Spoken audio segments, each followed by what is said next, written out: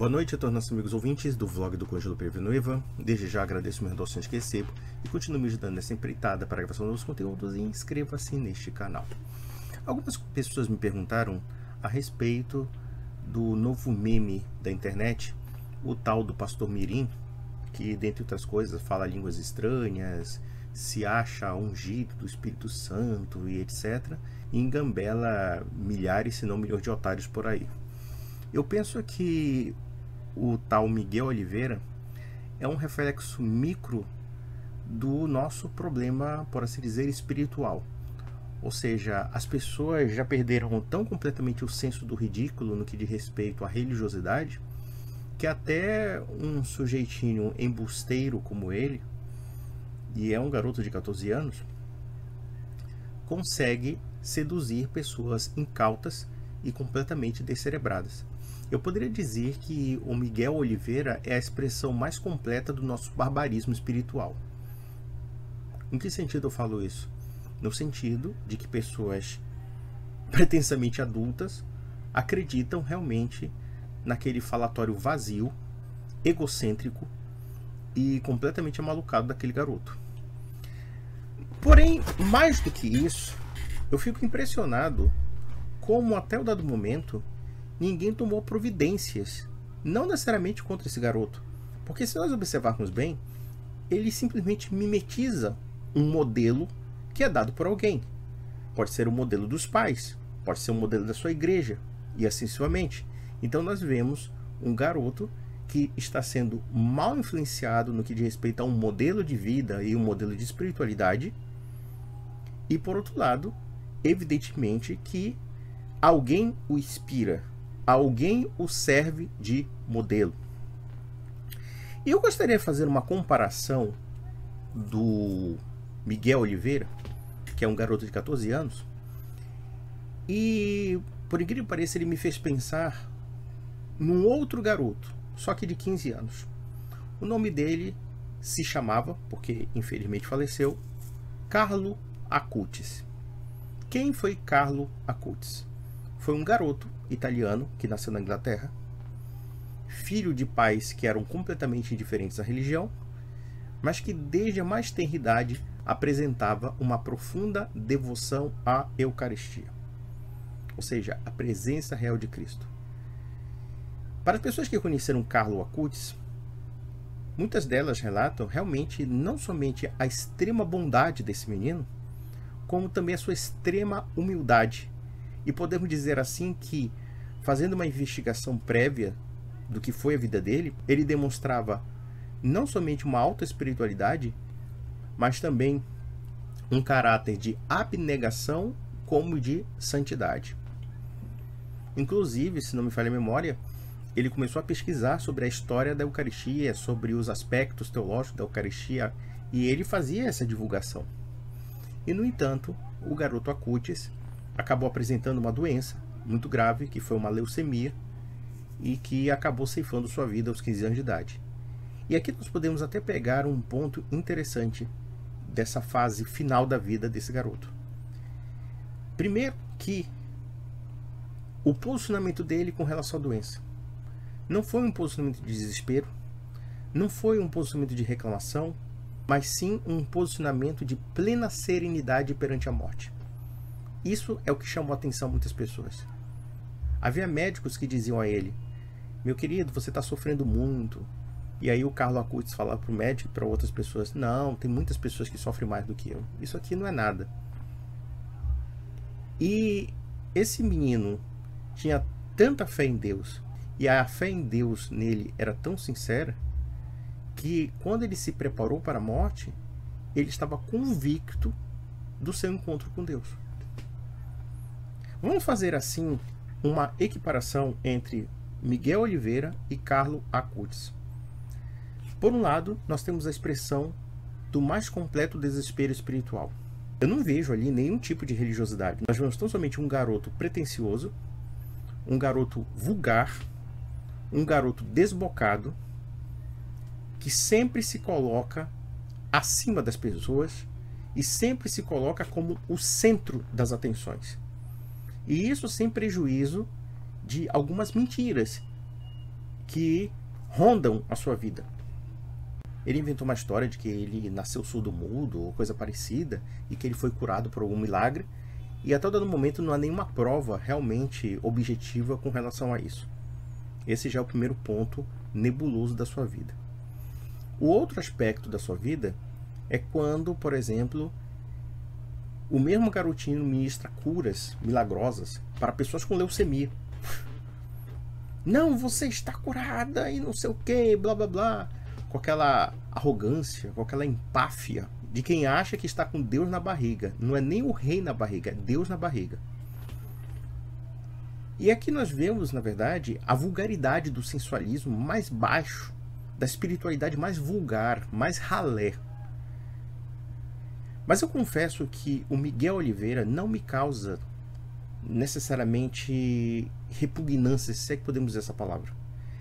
Eu acho que ele me causa pena, porque ele é um jovem, porque ele é um garoto, porque ele é imaturo. E ele não tem pai e mãe, nem que seja para dar uma surra nele para botá-lo no lugar.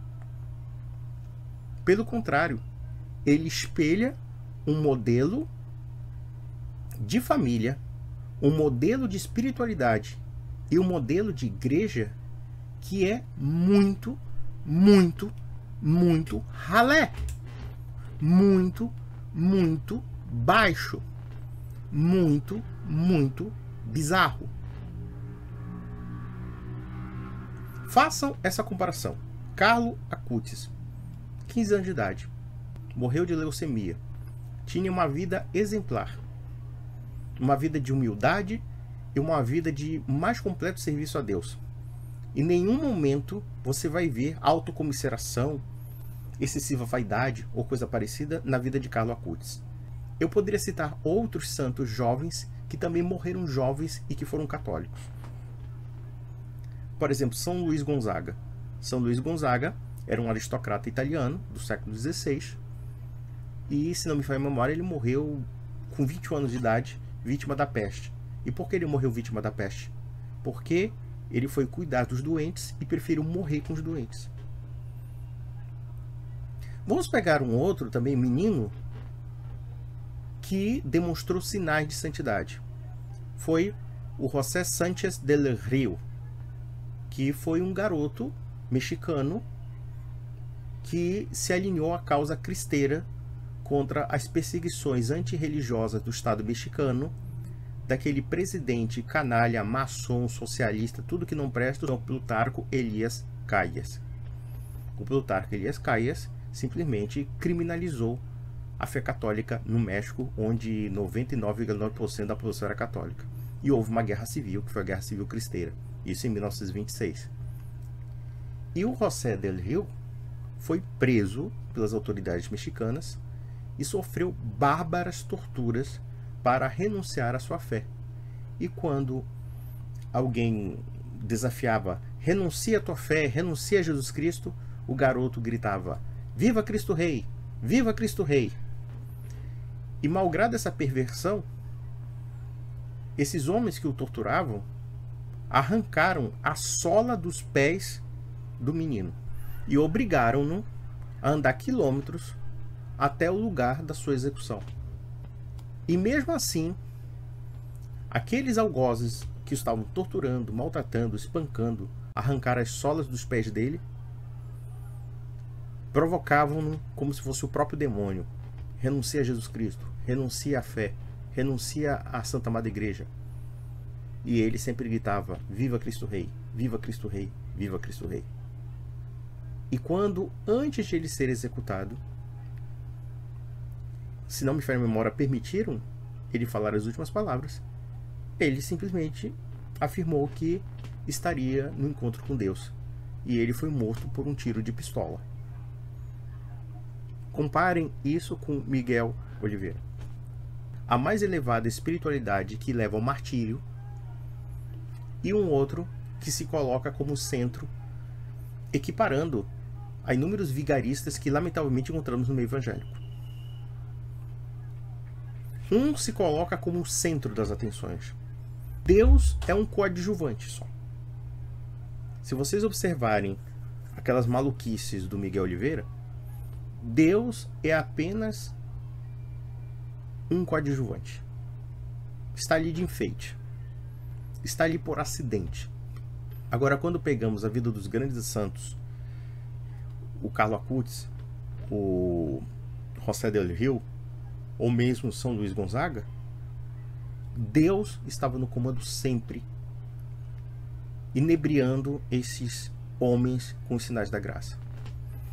E eu confesso que, por exemplo, quando eu vejo a postura sóbria de um Carlo Acutis perante a morte, eu fico assim, até mesmo envergonhado, porque por situações muito menores, por situações até mesmo banais, eu me exasperei.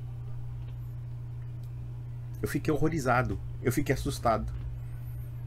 Enquanto um garoto que estava penando por conta de uma doença horrorosa, porque o câncer, e a leucemia é um tipo de câncer, é uma doença assim que a gente não deseja nem para o pior inimigo nosso, de tão horrível que é uma doença como essa. Ou então, um garoto como José Sánchez del Rio, que passou por uma situação completamente brutal e tenebrosa. Imaginem-se nessa situação. Se vocês realmente preservariam a fé, se vocês realmente confiariam em Deus e talvez tivessem uma crise, se vocês realmente confiariam em Deus de uma forma plena, acho que nós teríamos aquelas reflexões de Jó. E veja que Jó foi também perseverante a Deus. Por um lado, nós temos o sensualismo, nós temos a vulgaridade, nós temos o egocentrismo, nós temos a trapaça, a desonestidade, a safadeza, a blasfêmia, porque quando Deus é usado para fins que não são espirituais, nós temos uma atitude que transgride a imagem do próprio Deus. Qual é o efeito psicológico que o Miguel Oliveira tem para a própria religião cristã? O efeito é completamente danoso. O efeito é caricatural.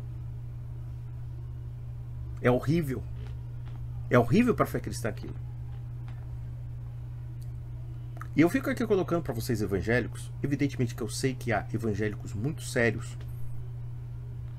mas eu não vou falar para os sérios, porque os sérios sabem que isso é uma palhaçada. Eu vou falar para os palhaços mesmo.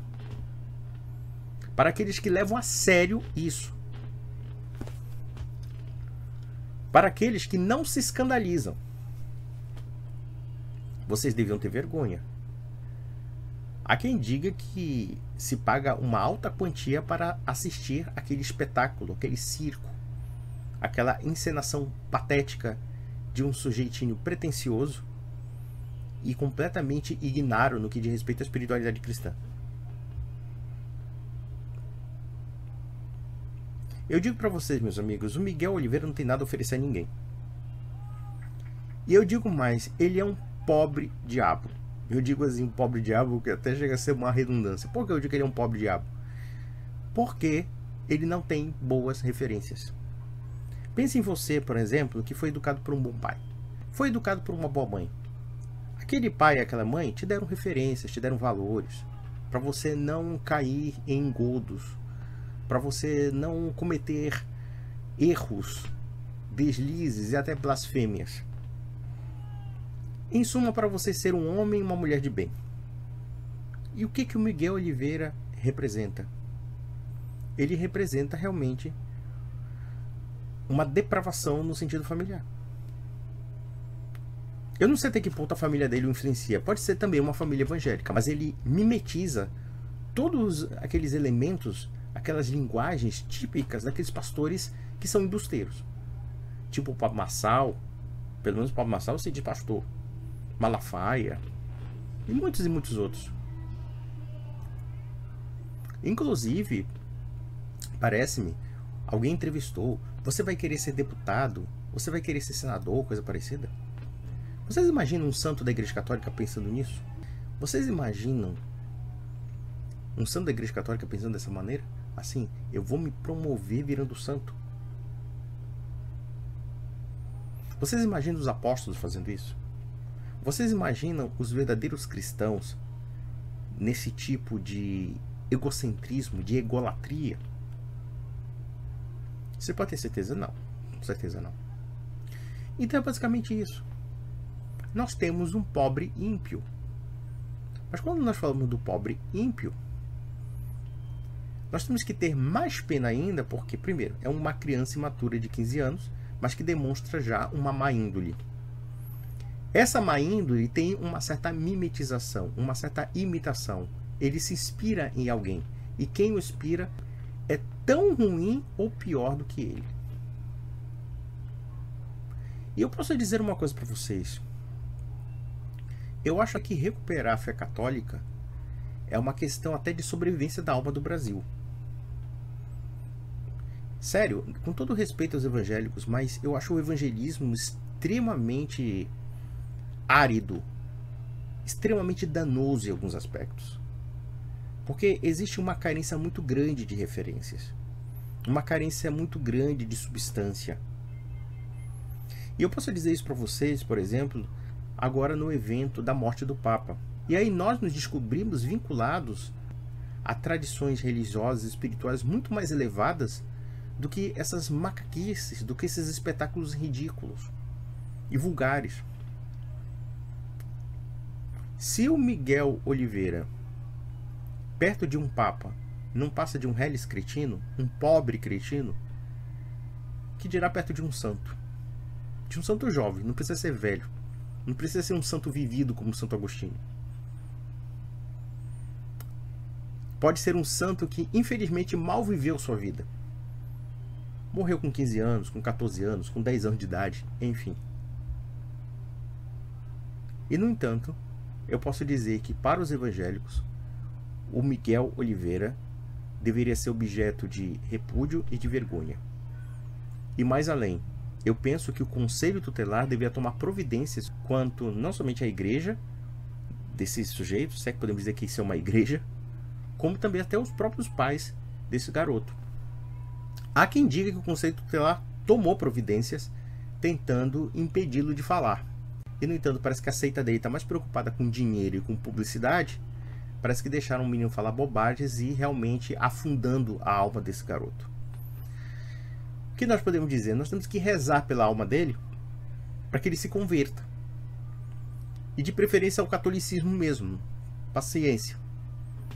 Talvez no catolicismo ele perca esse estrelismo, porque para ser católico, você não vai ser padre, tal como muitos são pastores. É mais fácil você ser pastor do que ser padre. Sabe por quê? Porque padre você tem que renunciar a tudo. Para você ser, entre aspas, servido, você tem que saber mais servir. Na igreja, você tem que saber mais servir do que ser servido. Eis a diferença dos santos. Os santos sabem servir. E esse garoto só quer ser servido. Ele quer ser uma celebridade. Ele quer que todo mundo sirva a ele. Todo mundo se sujeite às palavras toscas dele. É por isso que muitas pessoas não buscam o catolicismo. Porque o catolicismo muitas vezes te oferece certos sacrifícios que são muito difíceis de renunciar. Nenhum pastor protestante muito bem situado, com casa bem paga, com carro do ano, com esposa, com filhos, e sendo bajulado pelos seus pares, para ter aquele sentido de renúncia que se exige a um católico. E isso porque, muitas vezes, ele vai se tornar um católico leigo. E dentro dessa catolicidade leiga, ele vai, de certa forma, perder certo prestígio em relação àquilo que ele tinha sendo protestante. Então é mais ou menos isso, meus amigos. Comparem os níveis de espiritualidade. Nós temos que recuperar a espiritualidade católica no Brasil. Eu acho que é uma questão mesma de salvar as almas dos brasileiros. Porque o Miguel Oliveira, e não somente ele, temos os cosplays dele lá, os moleques gritando, falando, imitando pregadores ou coisa parecida. Eu acho que isso é um sintoma de uma doença espiritual muito profunda do Brasil. Que o Brasil já perdeu um senso de hierarquia da espiritualidade. Não que o Brasil, tradicionalmente católico, fosse grande coisa. O catolicismo brasileiro é bastante problemático. Porém, havia uma dimensão, ainda que mínima, de hierarquia, ou pelo menos do senso do ridículo, porque se o Miguel Oliveira surgisse nos anos 70 e 80, ele seria muito mal visto. E os protestantes ficaram com muita vergonha desse homem. Mas parece que há pessoas que levam a sério ele, baseados apenas num sentimentalismo desconexo e vulgar, que mostra realmente a perda de um sentido hierárquico da espiritualidade, da santidade e realmente da verdadeira fé. Então, meus amigos, um grande abraço.